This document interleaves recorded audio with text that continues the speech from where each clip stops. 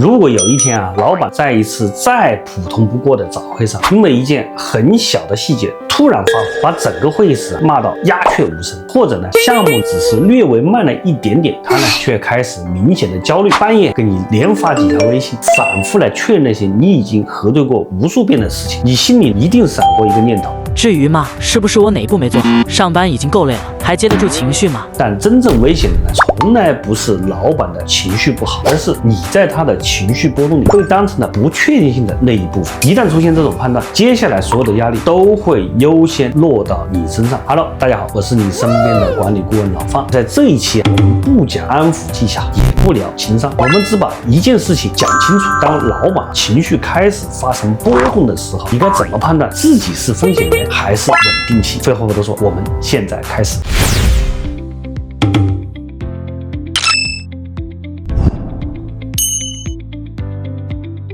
其实很多人搞错了一件事情，情绪不是问题，而是信号。一看到老板情绪不对，大多数人第一反应只有两种，一个是躲，这2天少说话，别被点名；另外一种是硬杠，我把事情解释清楚，他就应该不发火了。但这2种反应呢，都忽略了一个关键的是，老板的情绪本身是一种信息的释放，他呢不是在单纯的发脾气，而是在暴露一个事实，他对当前的局面失去了确定感。而一旦老板开始失去这种确定感，他就会下意识的来做一件事情，寻找一个能够帮他稳住局面的人。但问题在于，你有没有被他识别，或者是成为那个人？我们首先要把视角往上提一层。老板情绪激动，看起来千差万别，但真正的来源往往绕不开3个方向，不是给你们分类，而是来帮你来判断他现在在慌什么。第一就是目标压力，上面卡住了，结果出不来，这种压力就不会消失，只会往下转移。第二就是信息的真空，因为他看不到一线的真实进度，只能靠想象去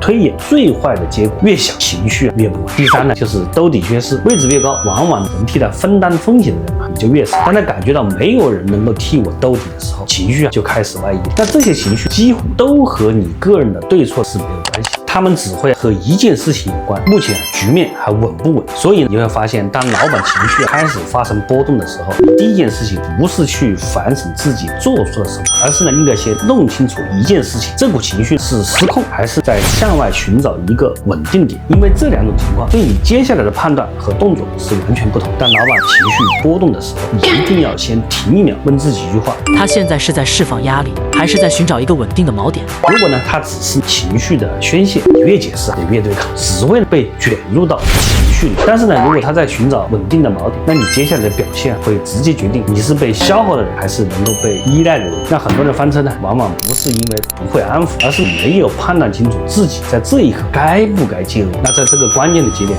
我要提醒你，真正有效的动作不是安慰，而是确定性。一旦你判断清楚他呢是在寻找稳定感，那你要做的不是共情，而是提供确定性。那在这里不讲技巧，只讲原则。第一，用具体事实来对抗模糊恐惧。情绪最怕空白，那越具体的进度、节点和数据，就越能填补他内心的不安。第二呢，就是同步给出可控区间，不是拍胸脯的保证，而是告诉他最坏的情况在哪儿，边界在哪儿，能不能兜住底。第三呢，就是把压力拦在你这一层，你呢不是扩音器，而是呢隔离层，你能稳住多少，团队就能少乱多少。所以呢，当你多次在这种时候把局面稳住，你未必被当场肯定，但事情一定会开始悄悄发生变化。一些本来反复放大的问题，在你这里就会被提前消化，一些情绪带来的波动没来得及扩散，就会被压回到可控的范围内。你呢不是接住情绪的人，而是在减少失控发生的可能性。好，那我们来总结一下今天的内容。老板的情绪波动啊，